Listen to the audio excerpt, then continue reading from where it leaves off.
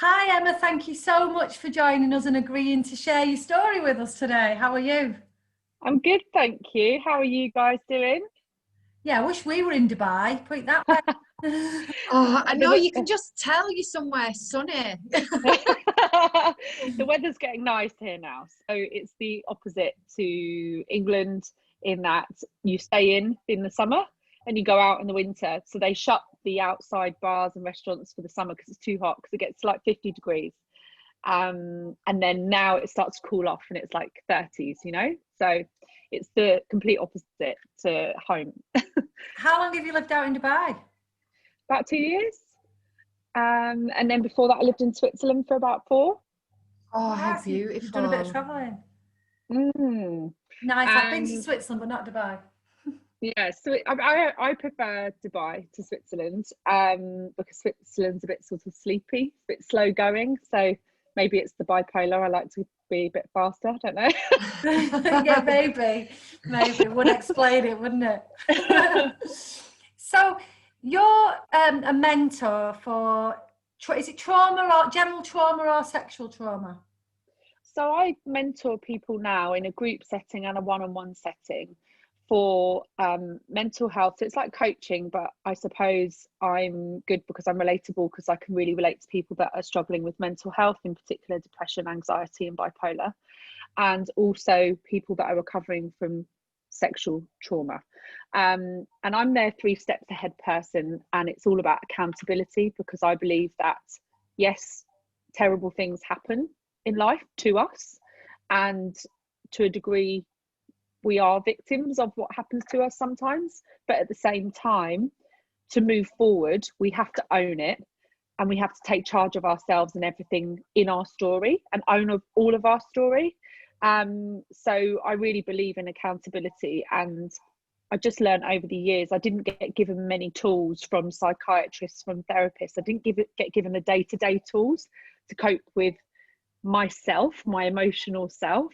So I mentor people to put those day-to-day tools in their life and actually live and own what they've gone through, or what condition they live with, and actually have the best of what they've got.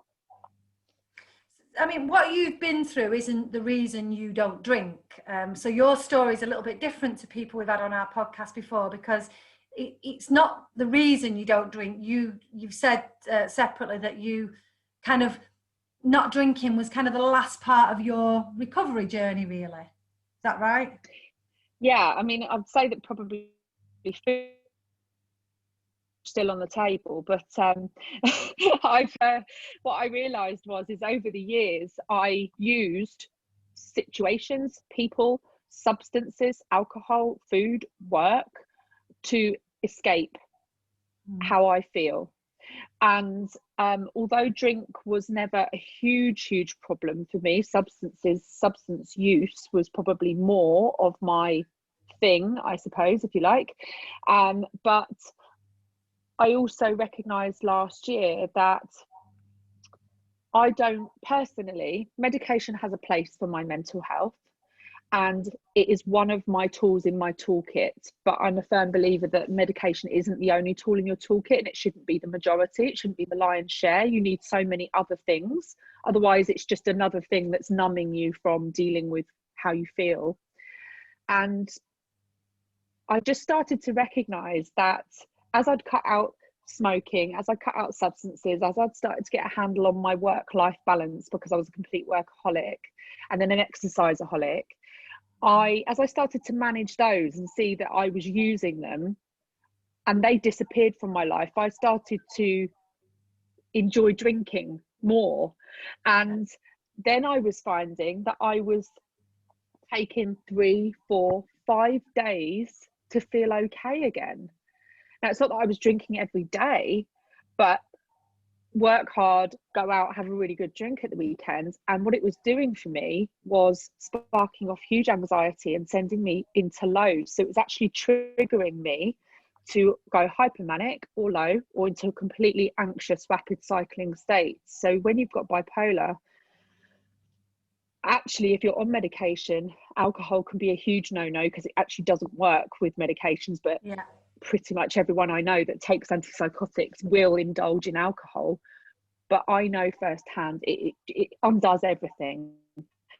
And I just thought, if I'm really going to live a life that is balanced, that isn't completely dominated by medication, then I have to cut out alcohol. I have to cut, I mean, I cut out the substances years ago, but I have to cut out the throwing myself into work to exhaustion point, because that can also trigger me off into one mood state or another. And alcohol just had to go, because I was taking 3, 4, 5 days to recover, having panic attacks again, you know, stuff that I'd got out of years ago started really to dominate my life again last year. And so yeah, unfortunately, these things, when you've got bipolar, if you don't want to live a life dominated by, you have to get real. You just froze a little bit then at the end of that. I don't know if people caught that, but yeah, I think I know by now we've kind of got people thinking, well, what is her story? What is Emma's story? Because I was just going to say this, because I've not seen what Alex has seen. So she's kind of gone, we've got Emma on, she's fab, she does this. And I'm like, I have no clue. So for people that don't know, what brought you to the coaching? So it's just naturally happened, because I've started to share my story openly in social media, and people have come to me for advice, and I just share with them what I've learned. I'm not a therapist, and what I do isn't a replacement for therapy, but I started to share a lot of my story. So my Instagram account started as a fitness account, to try and keep me accountable, because I was using exercise, and again, just using exercise. And I realized that I'd put myself in this box, that unless I turned up in this fitness image, then I didn't have anything to post. And I just thought, this isn't real, and it's just another level of pretense that I'm putting onto my life. So I just changed the name of my account. It used to be Belle Fit by 40, and I changed the name of my account just back to my name, and I just started sharing my story. So I've always been quite open about my mental health, but I started to share a lot. So I documented a low, and I posted that.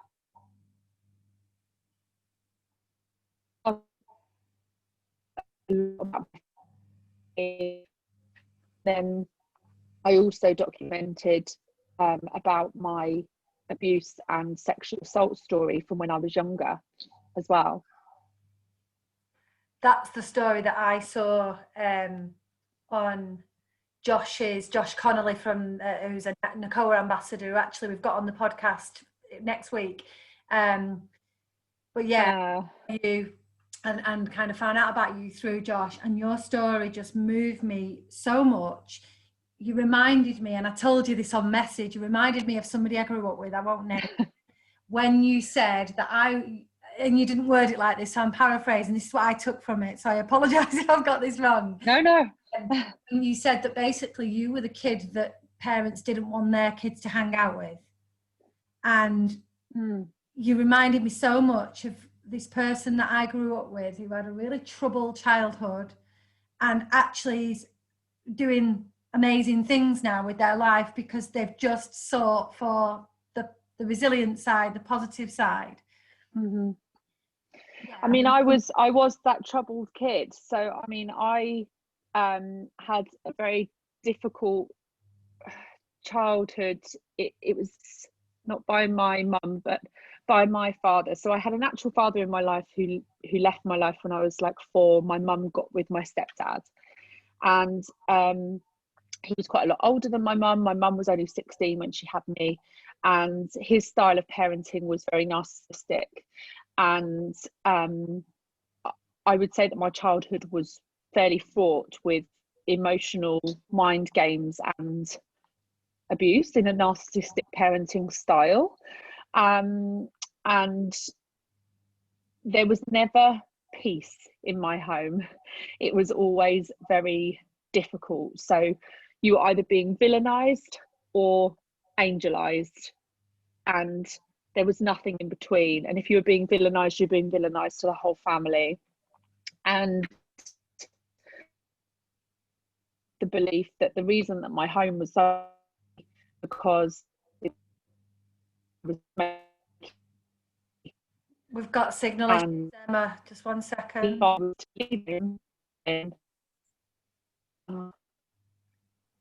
Just going to pause, Lisa.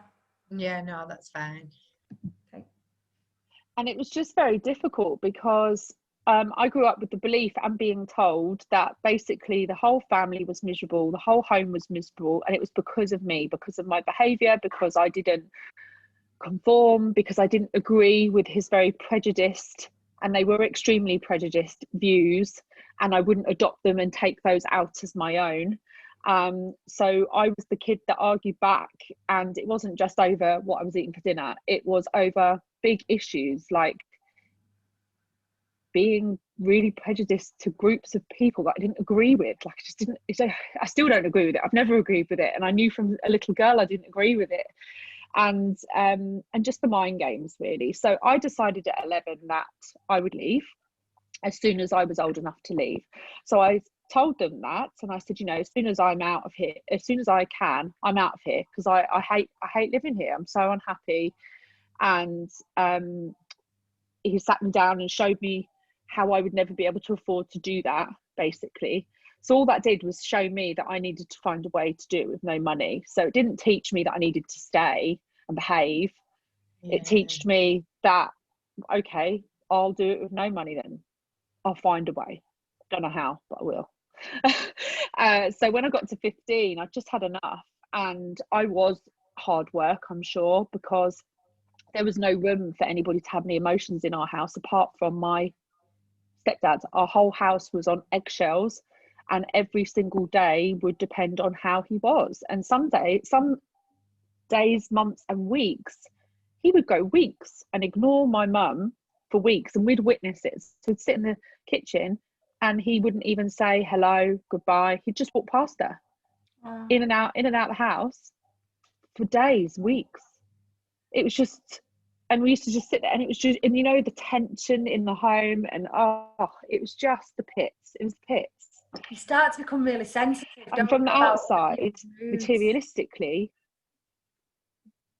yes, yeah, you're just on eggshells all the time. The whole house is on eggshells all the time. Yeah. Is he going to be happy today? Is he not going to be happy today? Am I going to please him today? Nothing's ever enough anyway. I've learned that as an adult. I used to believe if I kept trying harder, I'd please him, he'd be proud of me, he'd love me. It doesn't matter what I do, it will never be enough. Yeah. And there'll always be that critique coming back in. So that was home life, and it just wasn't very happy. And the discipline was incredibly high, and it was all fear-based. So it really was, and it was real fear-based. So yeah, it's off. It's completely not rational. Anyway, so at 15, I decided I would leave. My whole family were out in the garden, and I remember them saying, "Come down and help us in the garden." And I said no, stayed in my room. And I was never allowed a key to my house anyway. And I remember looking out and thinking, I'm going to go today. And I just took a small bag. I don't even think I had that much in it. Had no money, no nothing. And I just walked out the front door and left. And I felt amazing. Like, I felt like I'd won the lottery. Like, it was not long after the lottery had launched as well. You know, it's like you saw these people winning the lottery, and like, you know, that whole like, oh, I felt like I've won the lottery, you know, that.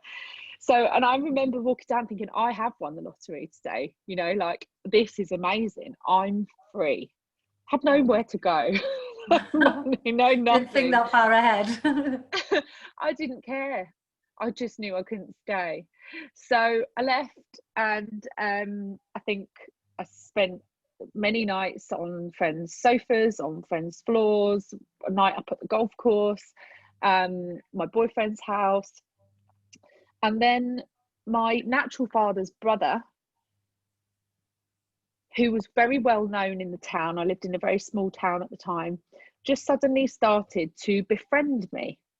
and show a real interest in me, and I hear that you've left, and are you okay, and all of this stuff. And I felt cared about, and I felt like, I don't know, like this person who was a parental figure, he was although I was estranged from my natural father, he was my natural father's brother. Yeah, you've my got uncle. connection, haven't you?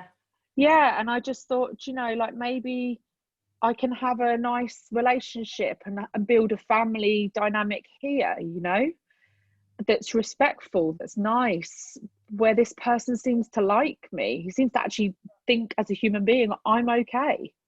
I'm not the pits. I'm not the worst human being to be put on the planet, which is how my stepdad used to make me feel. Like I was just the worst thing ever to be placed on the face of the planet. Yeah. And so he made friends with me. He made friends with all my friends. And this is when I was 15. And then this continued for like a year and a half.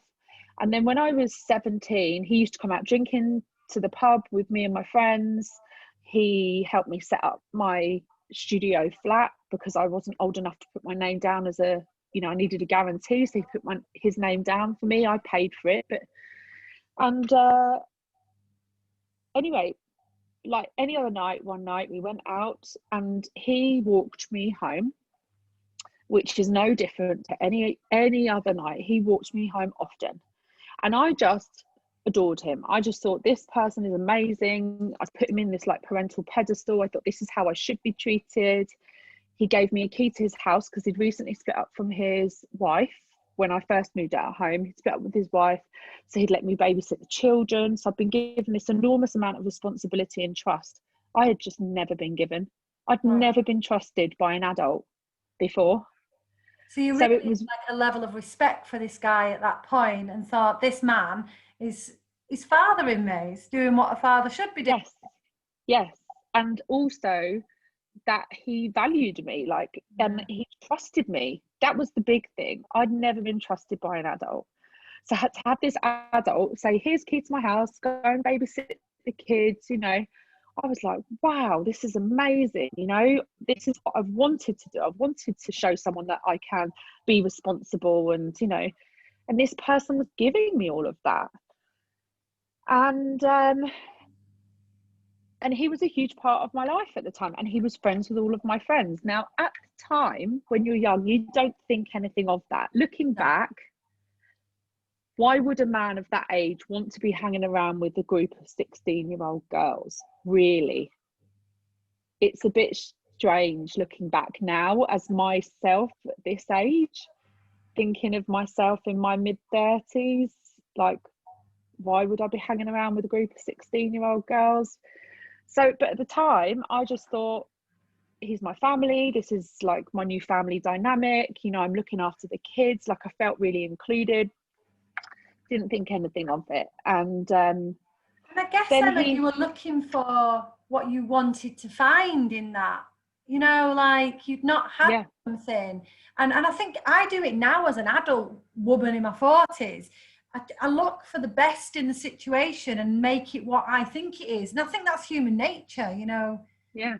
You wanted a parental father figure, and that's what you were at the time. And, why was a 17-year-old girl who's, dad's brother has turned up to say, I care about you, let me help you. Why would you?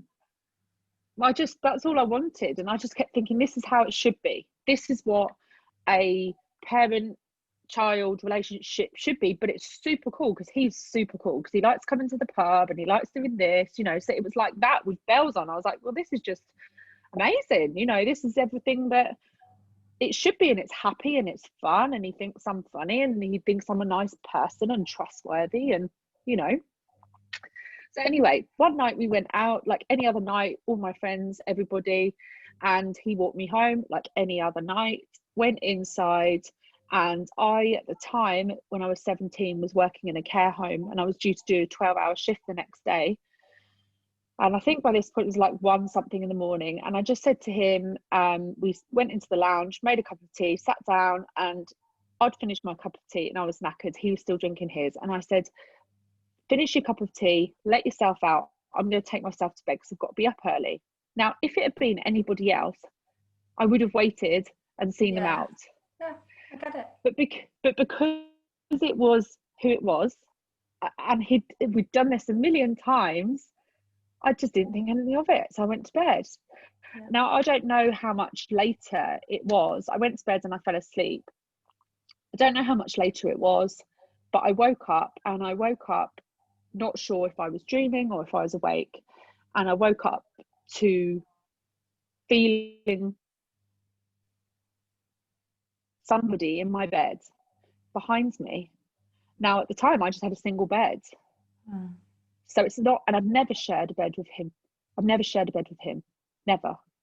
Even on the nights that I'd stayed over at his, I'd stayed in the kids' room. Yeah. So on the floor. And so I never have we co-slept. Yeah. Let alone in my single bed in my flat, just never. So anyway, I woke up and I could feel his hands on me in places they shouldn't be. And I just froze, and I just thought, God, and I thought, am I dreaming? Is this real? Is it not real? Anyway, then I thought, I know what I'll do, because I couldn't believe it was happening. And I thought, it can't be, just can't be. This just can't be happening. And I just said to him, at the time I was dating this young lad, my age, same age, on and off. And I said to my uncle, I said, I won't say his name, where is so-and-so? I thought, if I ask where he is, he'll get the message, this isn't okay, and I want my boyfriend. So I just said, oh, where's so-and-so? Oh, and it was so quiet, and so, there was just nothing dramatic about it. It was so quiet. And he was so quiet. And I just said to him, where's so-and-so? And he just kept saying, whispering, like, because his head was here, the back of my ear, just saying, don't worry, you don't need him now, you've got me. You don't need him now, you've got me. And he just kept saying that over and over again, really quiet into my ear. And I was just like, oh.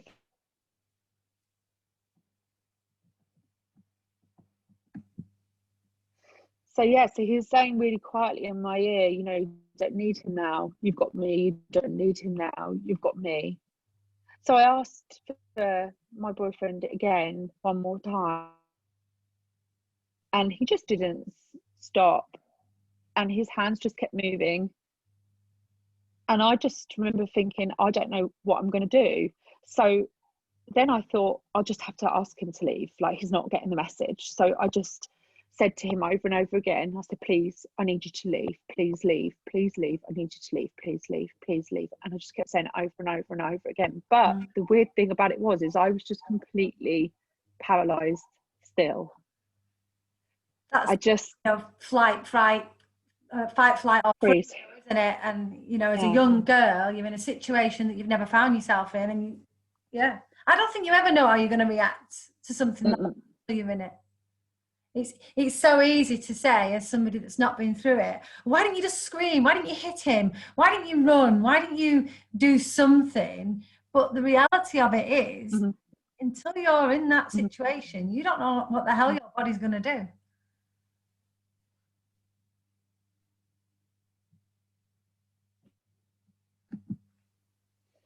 And no, you're right. And the thing is, I've spoken to a lot of people, especially in the last year, who have been through similar experiences. And actually, one of the most common reactions is to freeze.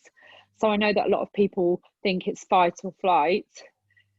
But the reality is, I think that's more just film stuff. It's not real reality when people are assaulted and abused. I think a lot of people do freeze. And certainly a lot of the people I've spoken to have gone into freeze mode because they just can't believe what's going on, and it takes them time to distinguish, am I dreaming, is it real, is it happening?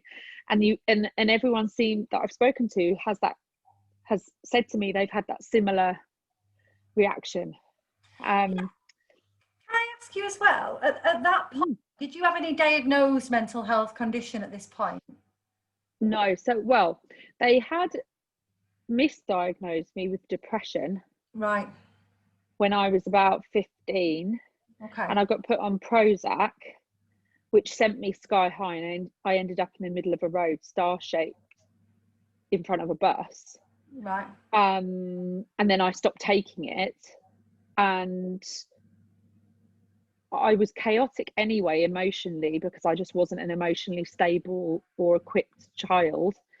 But I suppose my bipolar was still always going on in the background, adding to this turbulentness in my life. And I guess at this point now, you've got no one to talk to. So not only are you battling with what's just happened, you've got a mental health condition that's been wrongly diagnosed and you don't know what's going on. And there's no way you're going back home, I take it. Well, this is the thing. So the next thing I remember, at this point, I was fairly disowned from my family. And my stepfather, when he disowned me on and off for years, and when he did disown me, he would insist the whole family were not to see me. But my mum and my brother used to see me in secret, which was nice. And so the next thing I remember is him putting his shoes on, and I remember still not moving, being in my bed, and hearing him go down the hall and the front door click. And the next thing I remember is my mum being at my flat and then taking me back to their family home, and then falling asleep on the sofa, and then being woken up with the police there ready to take my statement. So I also know through doing trauma work that when things like that happen, your memory then can become quite patchy in that, like you can't remember what happened directly after or how you got from here to here, but you know you got there somehow. So that's quite common too.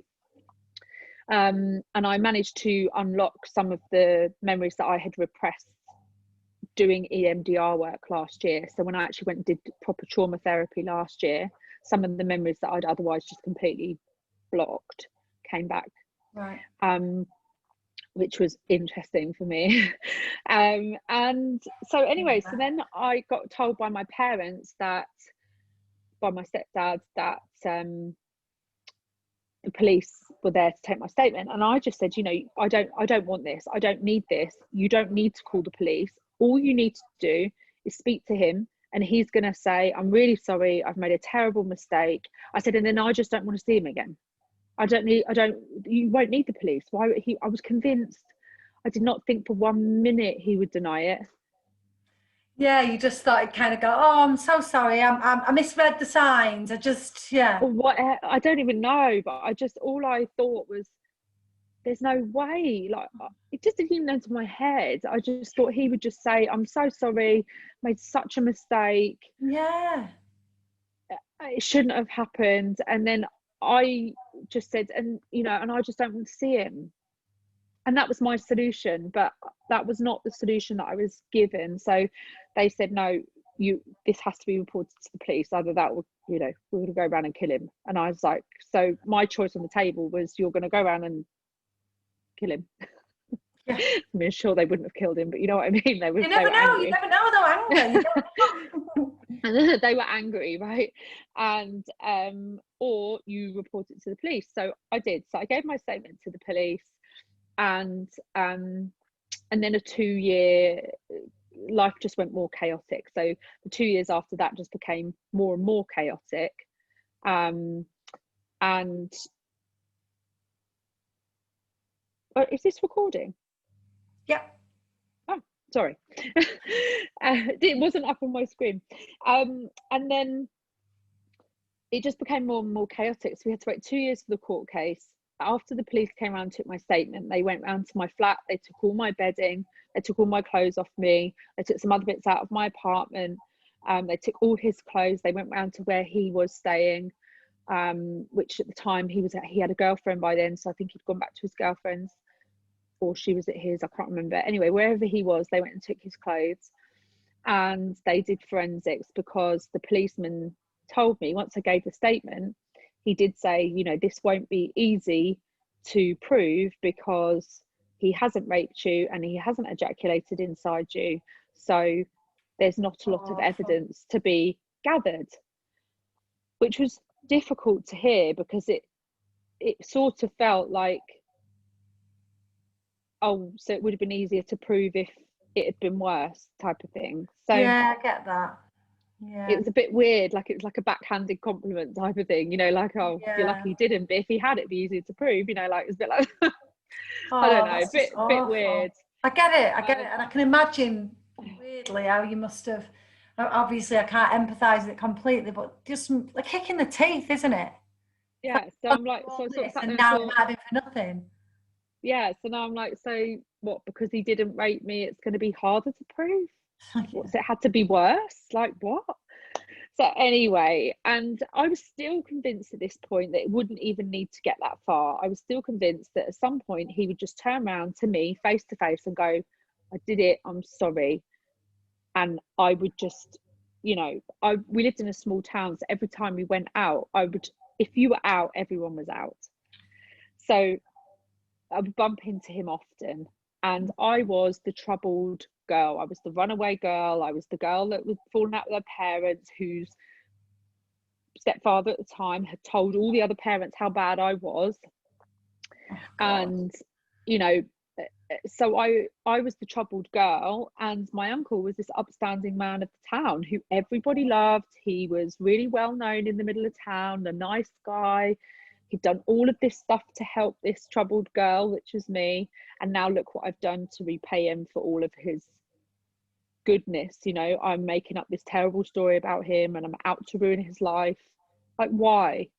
So, I mean, the truth was, that day, I lost a lot that day, because he was at that time the only adult parental figure in my life that I really believed in me.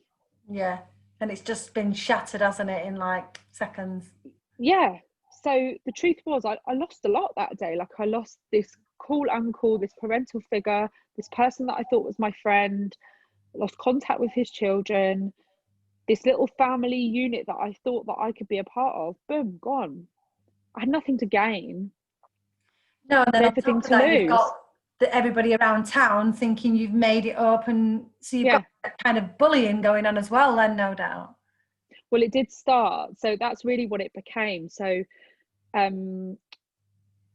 he sort of campaigned around town about, you know, how could she say this about me, really played the victim, you know, she can't believe she's doing this to me after everything I've done for her, blah blah blah.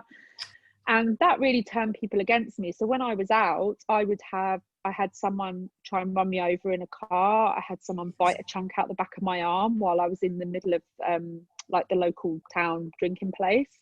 And it really was 2 years of like hell between when it happened and when the court case took place, which ultimately, you know, I left that town and I moved to a bigger town where people didn't really know me, and my life just got more and more and more chaotic. The more chaotic things got around me, and every time I bumped into him in town, I would be hysterical, because I would just be looking at him saying, please just tell me the truth. Just tell me the truth. You start to question yourself, don't you, with all that? Yeah, because he used to look at me and say, he used to look me dead in the eye and go, Emma, you're mad.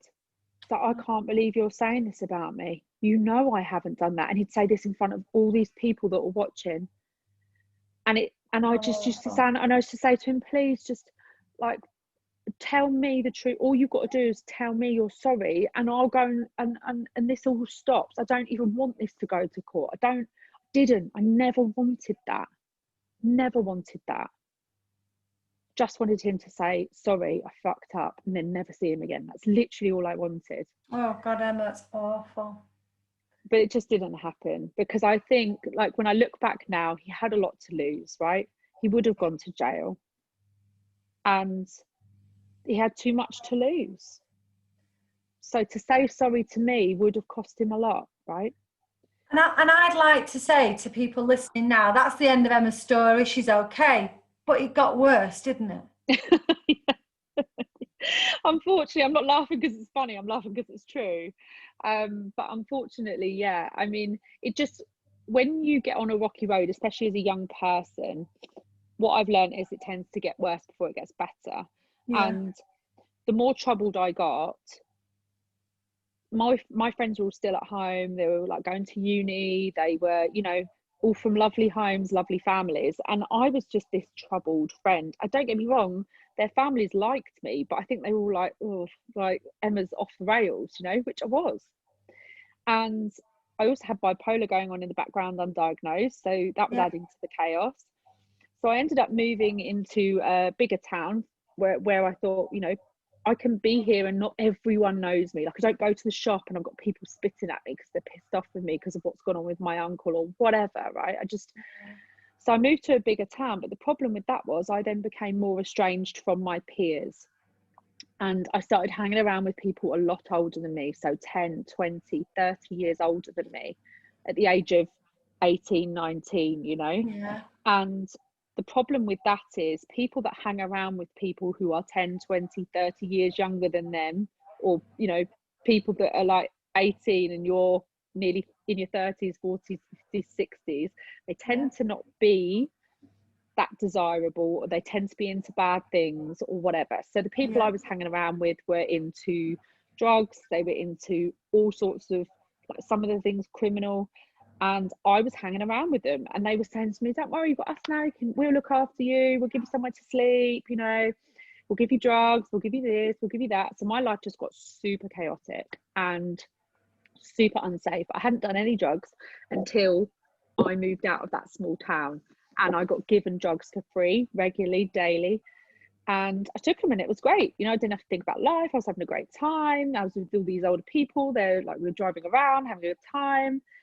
And I was completely off the rails.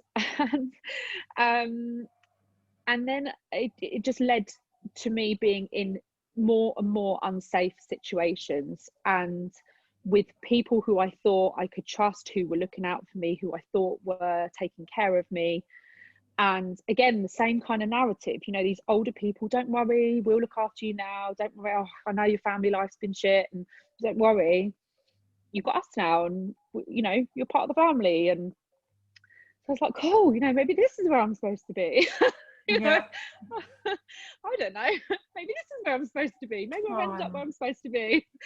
And you know, people giving me free drugs, which at the time I thought was amazing because everyone was having a good time. And then eventually you end up just in more and more unsafe situations, which I did, which ultimately led to me being violently raped by a complete stranger.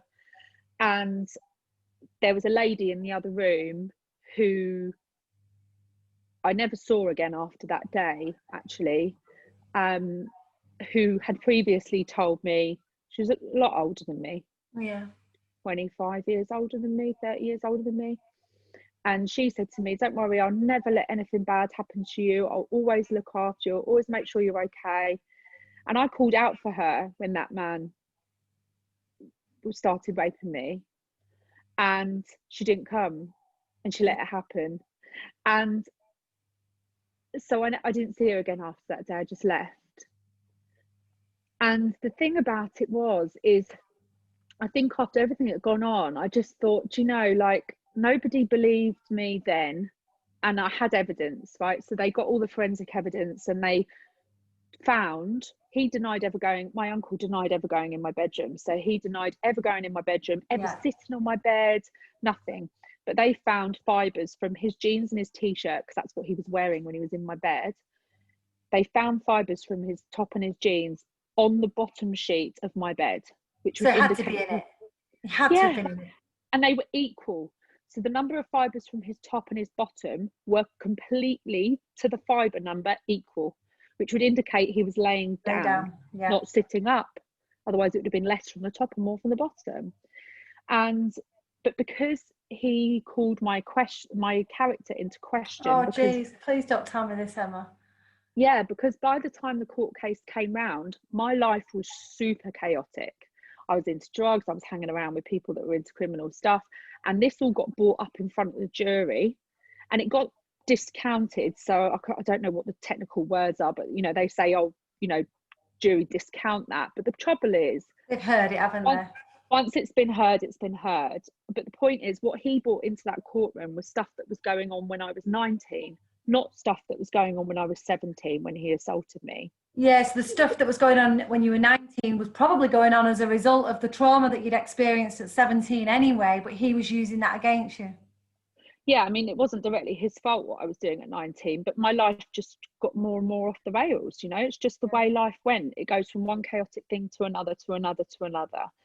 And so that got brought up, and unfortunately a jury can't unhear it. And even the person that was representing me at the end, because the verdict came back not guilty, because they have to be absolutely sure, which I can understand. The person representing me said, Emma, you should appeal this and go for a retrial in front of a jury, because a fresh jury, because this has really tainted their view on you. And how I was showing up wasn't great, you know. 19-year-old Emma probably wasn't showing up the best dress, the best, you know. So I didn't have the energy for it. I said, I can't go through another 2 years of getting bullied, beaten up. I just can't. I just need to write it off and move on. And so that's what I did. So but what it taught me was that if people didn't believe me then, when I was less chaotic, when I was 17, who was ever going to believe me when I was 19, when my life was even more off the rails and I was hanging around with really bad people?